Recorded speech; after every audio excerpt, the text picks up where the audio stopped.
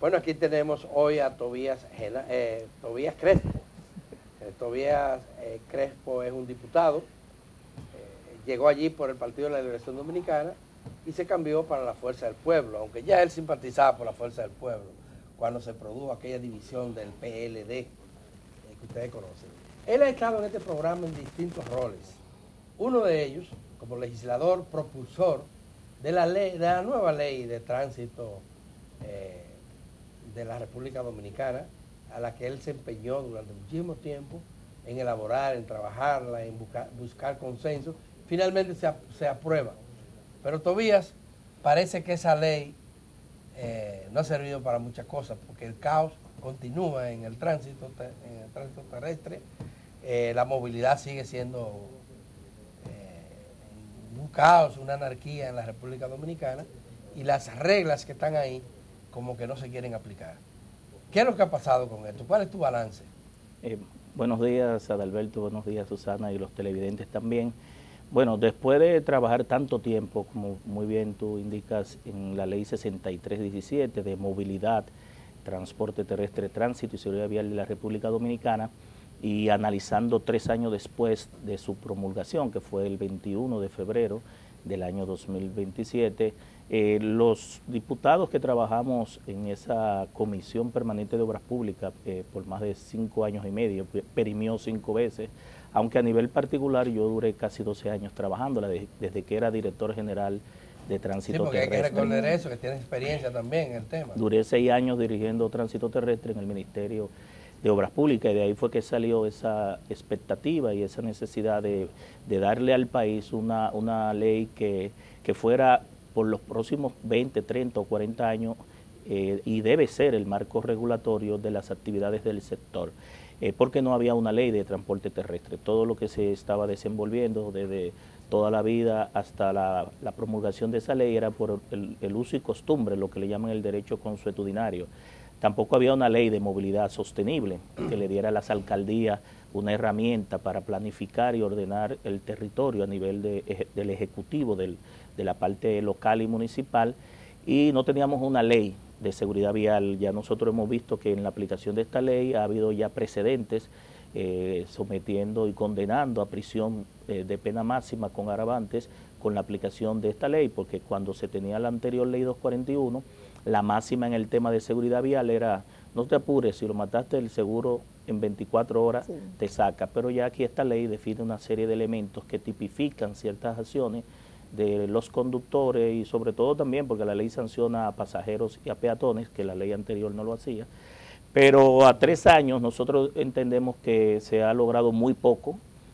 Tenemos grandes expectativas con la instalación de este nuevo gobierno. Lo que se hizo en lo anterior no llenó la expectativa de todos los que nos dedicamos a trabajar de manera muy profesional. Nosotros le dedicamos más de 4.000 horas de trabajo, incluso fines de semana nos fuimos completos a trabajar esa ley, más de 500 reuniones de comisiones, hicimos vistas públicas. Nosotros consultamos, Adalberto, a todo el país, todo el sector, todo el que quiso opinar, y llegamos a un nivel de consenso incluso a nivel partidario. Te puedo decir que todos los voceros de los partidos políticos y todos los legisladores votaron de manera favorable, y así también se dio en el Senado, es decir, que había una necesidad. Esta ley era una ley país, o es una ley país, y en ese aspecto pues nada más se ha visualizado la promulgación de esa ley, la designación en su momento, 4 meses después, que se perdió un tiempo muy valioso después de la promulgación, de las autoridades del Intran. Tú sabes que esa ley eliminaba muchas instituciones que más que aportar lo que hacían era entorpecer el desarrollo del sector. No, porque hay una sola cabeza, hay un organismo rector. Antes tú preguntabas, pero por ejemplo, ese organismo rector no dirige a la Autoridad Metropolitana del Transporte, a la antigua Autoridad Metropolitana no debe ser, hay una confusión. En la práctica. No, hay una confusión con la anterior directora, que yo espero que con este no se dé, con respecto a la DGC. Mire, los poderes deben tener un contrapeso, no pueden ser ilimitados. Y en una administración moderna, y sobre todo cumpliendo el mandato de la Constitución, el Intran define las políticas públicas, regula el sector, las actividades económicas y productivas del sector, pero también define las especificaciones y los estándares a cumplir por los ayuntamientos, La DGC viene siendo el cumplidor, ¿verdad? El fiscalizador, el garante de que todo lo que se apruebe en el Consejo Directivo, lo que esté en la ley, en las vías públicas, en las actuaciones de nosotros, los conductores, los pasajeros y los peatones, cumplamos con ella, pero no puede ser juez y parte, es decir, no puede ser el Intran, el jefe de la DGC. La DGC pertenece al Ministerio de Interior porque depende de la Policía Nacional. Hay una reforma que se hizo, bueno, nosotros la trabajamos, que fue paralela con esta ley, y nosotros creamos la DGC, que antes se llamaba la MEI, la gente creía que era un cambio de nombre, no, ahí hay definido todos los roles y las atribuciones de esta policía de tránsito muy especializada, así como está el DICRIN, está el DICAP, ¿verdad?, que son direcciones especializadas de la Policía Nacional. Esta es una dirección especializada en transporte y en tránsito y seguridad vial. Entonces, ¿qué hace la gente? Ni siquiera sanciona. El agente lo que hace es llenar el acta de infracción de la supuesta violación y es el tribunal que debe finalmente sancionar. Y ya entonces esa policía que nosotros pusimos que tenga... que casi nunca funciona. Bueno, la mayoría de la gente no va y lo condenan sin estar presente, pero en el acta se te pone una citación, una fecha de citación, y en ese sentido muchos de los conductores o de los posibles violadores pues no van a los tribunales especiales de tránsito o los juzgados de paz donde no hayan tribunales especiales de tránsito. Y en ese sentido, pues, de los 32 reglamentos, retomando la pregunta, vuelvo y te digo, solamente se promulgó la ley, se designaron los incumbentes, se aprobaron creo que 6 reglamentos de 32, la mayoría están en fase de opinión, una parte de opinión, porque la ley establece que esos reglamentos deben ser consultados con todos los sectores para tener un consenso y esperando un decreto, porque la misma ley establece que el Ejecutivo esos reglamentos que somete el Consejo Directivo del Intran, que tiene rango ministerial. Ahí está el Ministerio de Interior, el Ministerio de Obras Públicas, la Procuraduría General de la República como quien encabeza las investigaciones, por ejemplo, técnicas de accidentes de tránsito, porque aquí hay temas. Pero tengo un temor, y es que pase algo similar a lo que ha sucedido con la Ley de Seguridad Social, que son leyes que tienen un marco regulatorio bastante amplio, que contienen muchas normativas, es un código. Exacto, que luego se van, por la complejidad que tiene la instauración y el desarrollo de muchas de estas iniciativas que contiene, se vaya quedando en el olvido, se vaya viciando, que se vicien los procesos, que no se apliquen las normativas que contiene y que luego nos acostumbremos. Y ya, reitero, vemos lo que ha pasado con la Ley de Seguridad Social. Mira, Susana, muchos piensan que las leyes resuelven los problemas de la República. No es así. No todo se resuelve con ley, pero ya, como dicen por ahí, habemos papa, hay una ley. La excusa antes de esta ley, de la ME, de la OTTT, de todas las 12 instituciones, ustedes imaginan 12 cabezas, era que dirigían un sector tan importante para la economía, ya hay una.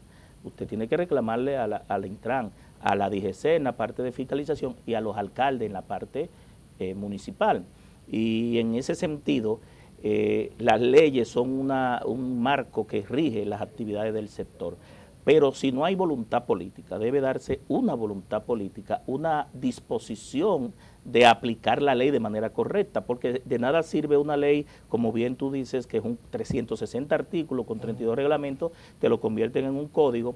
Si no es aplicado de manera correcta, si no está la voluntad política, se queda en letra muerta, que es la preocupación no solamente tuya, era la preocupación de nosotros cuando estábamos discutiendo la ley y sabiendo que había muchos problemas acumulados. Ustedes saben que se dejó acumular en los diferentes gobiernos temas tan importantes desde el punto de vista normativo y de políticas públicas, y entonces esta ley empujarla, nosotros tampoco éramos ilusos, Susana, de que de la noche a la mañana con la única se iban a resolver, porque no es la ley.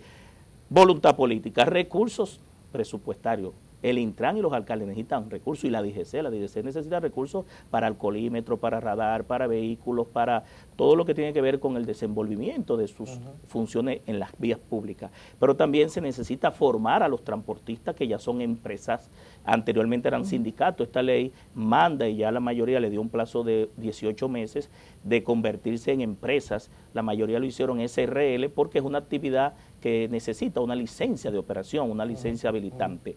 Ya esta ley convierte incluso el servicio de transporte público en un sector regulado de la economía, con sanciones administrativas, que no existían las sanciones al transporte. Pero en la práctica sigue igual. Bueno, voluntad política, aplicación de las autoridades, vuelvo y repito, formación de los agentes y del personal de la institución también. Voluntad política te resuelve todo eso. Y el uso de las tecnologías, porque ahora que estamos muy inmersos, las tecnologías ayudan a muchos problemas de la calle. ¿Por dónde podemos retomarlo, Tobías? La voluntad política. ¿Por dónde empezar a alar el La voluntad política y recursos. La voluntad política se define en una intención con recursos hacia esas instituciones y dejarlas que cumplan con la ley. Okay. Decías que tenía esperanza en que las nuevas autoridades retomaran el camino correcto frente a la aplicación de esta ley y la reorganización de la movilidad, el tránsito. Pero se han designado a una persona al frente de este organismo que se considera inhabilitado para hacer eso, porque pertenece a un sector y el Intran se supone que está para regular, ser el organismo rector de toda la política del transporte, perjudica o beneficia a uno u otro sector, tomando como norte beneficiar a los usuarios, básicamente. ¿Cómo ve esa designación y qué piensa? ¿Es buena señal, mala señal? Mire, nosotros debemos darle el derecho a la duda y esperar que el director ejecutivo, el licenciado Rafael Arias, empiece a aplicar la ley que entendemos que no se aplicó anteriormente como debió ser, y en ese sentido no lo inhabilita la ley. La ley no está, únicamente establece que tiene que ser un profesional competente, no establece lo relativo a que no puede ser una persona que haya estado involucrado en el sector. Ahora, que yo entiendo, sí, que yo entiendo que vendrá un conflicto de interés cuando él tenga que tomar decisiones en las cuales, por ejemplo, una licencia de operación, una ruta, una extensión, una cancelación de una ruta o una medida administrativa beneficie, por ejemplo, al sector donde él pertenece en contra de otros sectores, porque tú tienes que saber que ahí hay demasiados intereses y demasiados sectores. Entonces, si en su accionar este funcionario cumple con la ley y cuando tenga que tomar una decisión, ¿verdad?, como árbitro, como regulador en cuanto a conflictos de intereses que tengan que ver con su área de beneficio particular, en el cual él estuvo, ahí nosotros pudiésemos medir el tema ético, moral o de gestión, ¿verdad?, de conflicto de intereses con respecto a la decisión tomada. Pero él es conocedor del sector, conoce el sector, es parte de los problemas, es decir, que yo entiendo que también debería ser parte de la solución y le auguramos que pueda cumplir de manera adecuada. Nosotros hemos estado siempre dispuestos a ayudar como legislador porque duramos 12 años y entendemos que cada uno de nosotros también debemos aportar. ¿Te han consultado? Dígame. ¿Te han consultado? Sí, el actual sí, el anterior nunca. No me digas, eran del mismo partido. Sí, nunca. Sabemos, Tobías, como señalas, que el sector privado del transporte es parte de todo este entramado y parte de la problemática debido a que el sector público no puede suplir todas las necesidades que tienen los pasajeros de transporte. Hay ahora una tendencia, en vez de agrandar las unidades, retomar las unidades pequeñas, y esto lo digo lo he visto en las calles por la pandemia. Entonces el transporte se está volviendo cada vez menos masivo cuando debería ser todo lo contrario. Bueno, lo que yo nunca entendí, cómo en la pandemia se permitieron los carros de concho y no se permitieron las guaguas, porque en las guaguas realmente la ley es lo contrario. Susana, la ley apuesta a una masificación y a una colectivización del transporte público, no a unidades particulares, porque esto va a llevar a que... El concho es nuestro. El único país que todavía, somos el único país, el último que tenía concho y desapareció muy reciente fue Panamá, que tenía las parecidas guaguitas banderitas que nosotros teníamos una vez en la 27 de febrero con algunas cooperativas, y la apuesta de la ley es a la masificación y a que ese transporte público masivo, colectivo, tenga frecuencia, itinerario, vehículos en buen estado, choferes certificados y capacitados, garantía de que el pasajero, el usuario va a llegar seguro del origen al destino, porque el transporte masivo es más seguro que un transporte individual de motoconcho o de concho, y sobre todo a una tarifa justa. Es decir, esta ley establece que el Intran define las tarifas del transporte público, no así del transporte privado, porque nosotros tenemos también en esa ley la separación de lo que es transporte privado de pasajeros y transporte público. Por ejemplo, el taxi, la gente cree que es un transporte público, es un transporte privado porque te lleva de cualquier origen a cualquier destino. El público tiene definido un origen, un destino, un trazado, y ya entra a regularlo el Intran. Bueno, se nos acabó el tiempo, lamentablemente. Pues no nos dio tiempo a hablar de política, del Congreso de la Fuerza del Pueblo. Era interesante hablar de eso, pero lo vamos a hacer en una próxima entrevista. Mientras tanto vamos a pausar y cuando retornemos tendremos aquí, como todos los martes, Antonio Siriasco, quien es economista y vicedecano de la Facultad de Economía de la Universidad Autónoma de Santo Domingo. Así que no se lo pierdan, porque vamos a hablar de bonos y de muchas otras cosas más.